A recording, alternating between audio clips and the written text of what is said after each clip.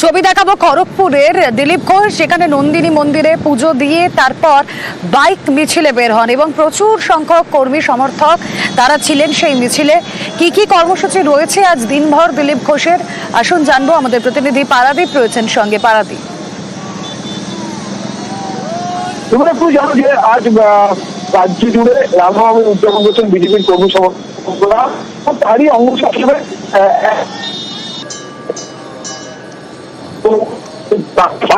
সভাপতি দিলীপ ঘোষ, তিনিও কিন্তু একই রকম মানে একাধিক জেলায়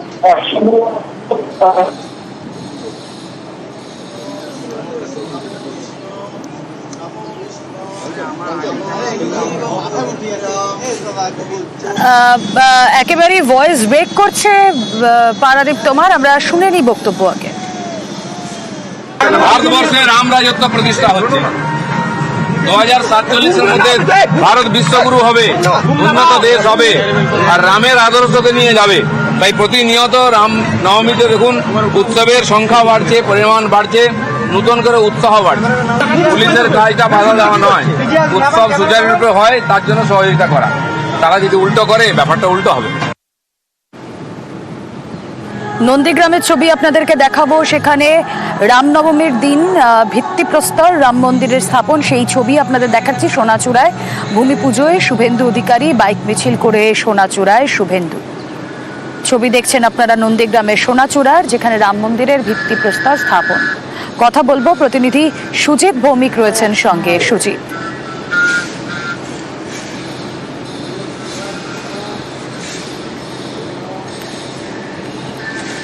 ছবি দেখাচ্ছি আপনাদের নন্দীগ্রামের রামনবমীতেই রাম মন্দিরের ভিত্তিপ্রস্তর সোনাচূড়ায় ভূমি পুজোয় আজ বিরোধী দলনেতা শুভেন্দু অধিকারী বাইক মিছিল করে সোনাচূড়ায় শুভেন্দু।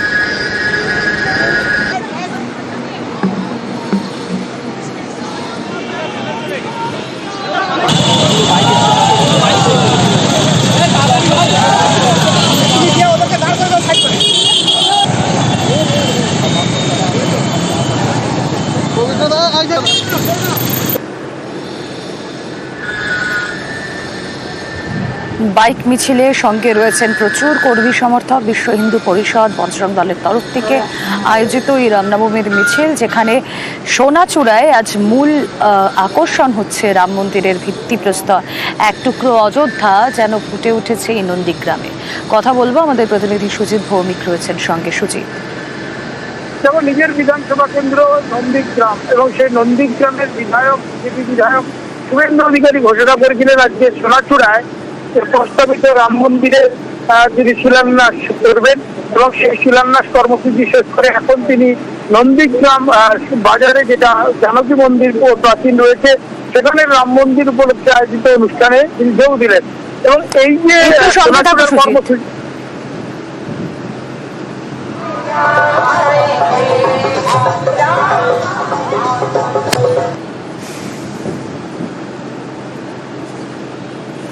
আবারও কথা বলবো, সুজিত ভৌমিক রয়েছেন সঙ্গে। হ্যাঁ সুজিত, যা বলছিলেন। এখন জানকী মন্দিরে পৌঁছেছেন, তবে তার আগে যেটা তোমাকে জানিয়ে রাখি, আজকে সোনাচূড়া ভাঙারবেড়িয়া জুড়ে যেসব কর্মসূচিতে তিনি ছিলেন, সে কর্মসূচিকে ঘিরে উদ্দীপনা দেখা গেছে।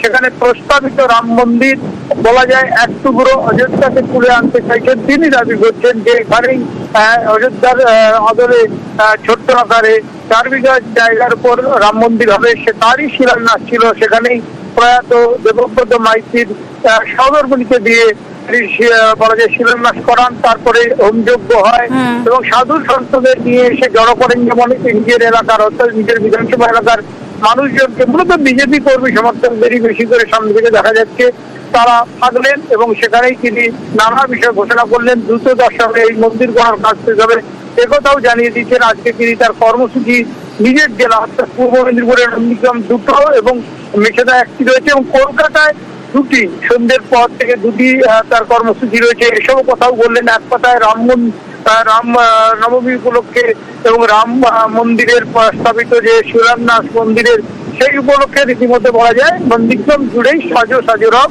সেখানে বলা যায় গেরুয়া পতাকা নিয়ে মানুষজনকে মিছিল করতে, পদযাত্রা করতে এবং তারা অংশ নিয়েছেন, যোগ দিয়েছেন। সুজিত, আমাদের নজর থাক। এবার আসুন দেখাই আপনাদের যাদবপুরের ছবি। রামনবমী ঘিরে সেই যাদবপুরে কি চলছে, মূর্তি বসিয়ে যাদবপুরের রাম পুজো। যাদবপুর বিশ্ববিদ্যালয়ের ছবি দেখাচ্ছি, রামনবমী পালন, মূর্তি বসিয়ে যাদবপুরে রাম পুজো। কথা বলবো সান্দিক ঘোষ, প্রতিনিধি রয়েছেন আমাদের সঙ্গে। সান্দিক, যাদবপুর বিশ্ববিদ্যালয়ে এভাবে রাম পুজো সাম্প্রতিক অতীতে আমার ঠিক মনে পড়ছে না, এই প্রচলন কি ছিল আগে, আমরা দেখেছি কি?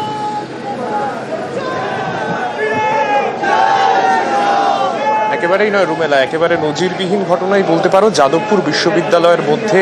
এর মধ্যেও আমরা দেখেছি, অর্থাৎ এই রামনবমীর ঠিক আগেই এই রাম পুজোর অনুমতি নিয়ে অন্তত বেশ কিছু চাপানুতর চলেছে উদ্যোক্তাদের সঙ্গে এই বিশ্ববিদ্যালয় কর্তৃপক্ষের। বিশ্ববিদ্যালয়ের তরফে জানিয়ে দেওয়া হয়েছিল সাফভাবে যে কোনো ছাত্রগোষ্ঠী এই পুজো সেইভাবে করার অনুমতি অফিসিয়ালি পাচ্ছে না।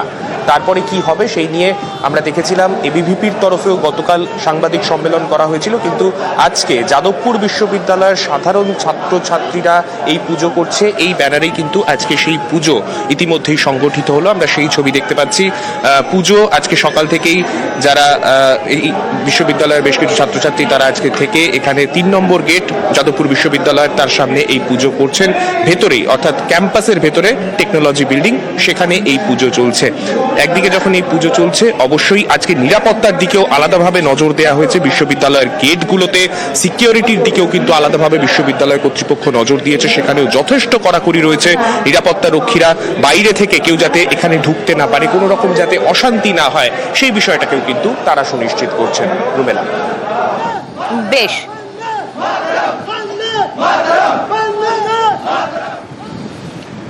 আর রামনবমীতে ভাঙড়ে মিছিল, সেই ভাঙড়ের মিছিলে রয়েছেন শওকত মোল্লা, বিধায়ক শওকত মোল্লা ভাঙড়ে রামনবমীর মিছিলে অংশগ্রহণ করেছেন। ছবি দেখছেন আপনারা, রামনবমীতে ভাঙড়েও মিছিল।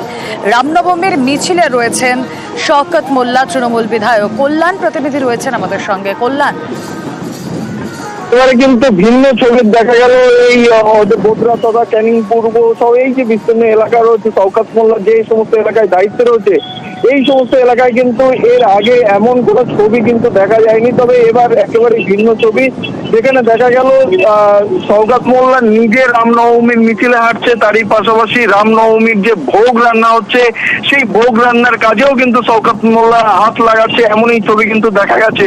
যদিও এই নিয়ে বিজেপি থেকে শুরু করে যে সমস্ত বিরোধীরা রয়েছে তারা কটাক্ষ করতে ছাড়েননি, তবে শওকত মোল্লার পরিষ্কার যেভাবে সংবাদ মাধ্যমের মুখোমুখি হয়ে তিনি জানাচ্ছেন কি যে এই রামনবমী শুধু কিন্তু বিজেপির নয়, এটা তৃণমূলও করতে পারে, যারা সাধারণ মানুষজন রয়েছে তারাও কিন্তু এই রামনবমী উদযাপন করতে পারে।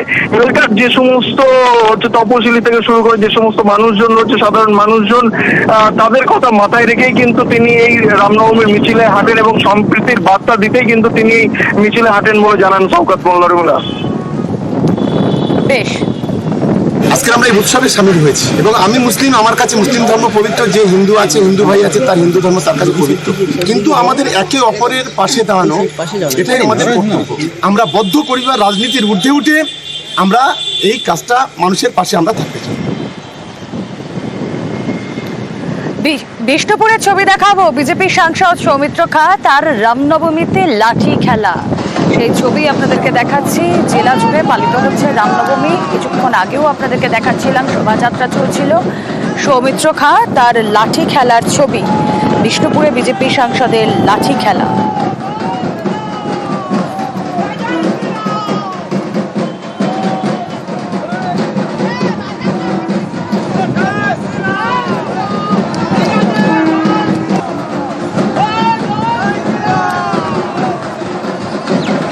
কথা বলবো, দেবব্রত প্রতিনিধি রয়েছেন আমাদের সঙ্গে। দেবব্রত, এক ভিন্ন ধরনের ছবি আমরা দেখছি, সৌমিত্র খার লাঠি খেলার ছবি।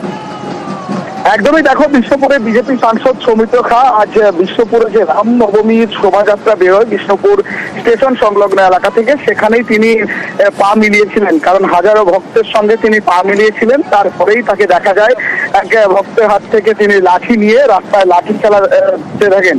পাশাপাশি তিনি লাঠি খেলার পাশাপাশি যখন তিনি সংবাদ মাধ্যমের মুখোমুখি হয়। আমরা জিজ্ঞাসা করেছিলাম কেন এই লাঠি খেলা, তিনি বলেন যে ছোটবেলা থেকেই তার অভ্যাস এবং যে আজ যে এই শোভাযাত্রায় তিনি তাই লাঠি খেলছেন।